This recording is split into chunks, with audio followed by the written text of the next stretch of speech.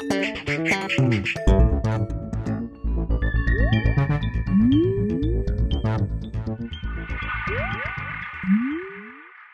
everyone and welcome to The Vortex, where lies and falsehoods are trapped and exposed. I'm Michael Voris. So the American bishops have elected a new president from among their ranks, Timothy Dolan, Archbishop of New York. Congratulations to the Archbishop of New York. Some quarters have hailed the new chief as a champion of the faith, some going as far to call him a Catholic American hero. That appeared on one blog. But as Lee Corso from ESPN's College Football Game Day would say, not so fast, my friends. Archbishop Dolan's surprise win over Bishop Gerald Kakenas was a shocker. Nearly everybody expected the bishops to follow custom and promote Kakenas to the presidency because of the office he had held just prior to that.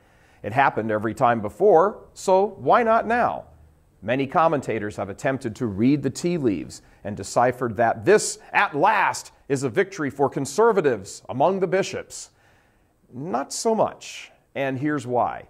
First, is this a better outcome than Bishop Kakenas being elected president?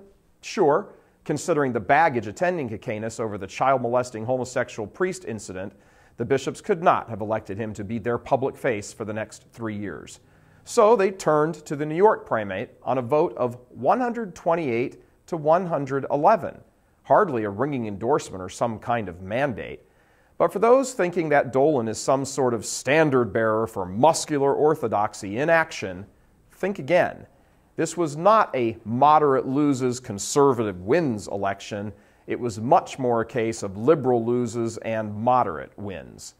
Following the election, the new president of the United States Conference of Catholic Bishops stated publicly, quote, "Things are going well," end quote. He said that in response to a question from a reporter who asked him if he was going to do anything differently. He said he was going to stay the course of current policies and that we are not, thank God, in a crisis. Things are going well. That's frightening. Things are going well? In what parallel universe? Let's see.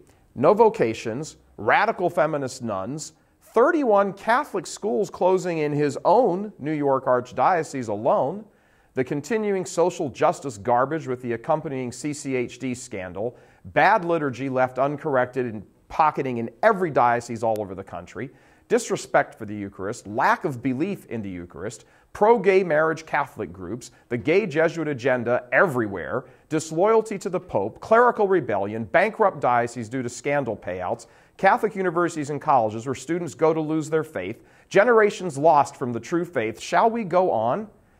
In addition to that, there is the eyebrow-raising interview that the new president gave a few months ago on a local New York TV station where he says he would deny Holy Communion to an open member of the KKK who was publicly preaching hate, but would give Holy Communion to Catholic politicians who vote for the deaths and help bring about the deaths of millions of children a year. And he says this in defiance of Cardinal Raymond Burke in Rome, who has said over and over again that canon law states these politicians must be denied Holy Communion.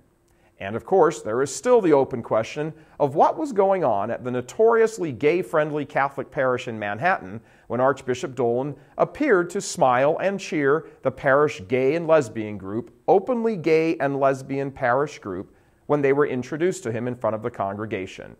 No, anyone looking at this election as an end to the halcyon days of Cardinal Bernardine and the liberal circus needs to look a little deeper. First, Kakenas came in very close, in a very close race to Dolan. The vote separation was only 17 votes. There are a lot of liberals left in the conference, and they still wield an awful lot of influence. To reverse the decades worth of damage inflicted on the church by them is going to take a lot more than a things are going well kind of approach. Stay tuned. God bless you. I'm Michael Voris.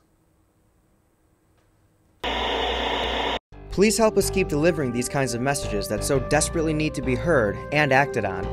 Join RealCatholicTV.com today as a premium subscriber. Become immersed in the faith established by Jesus Christ. The Catholic Church is the only hope against evil because that is its God-given mission. As our Lord said, apart from me, you can do nothing. Join RealCatholicTV.com today as a premium subscriber and come to learn and love Christ more deeply.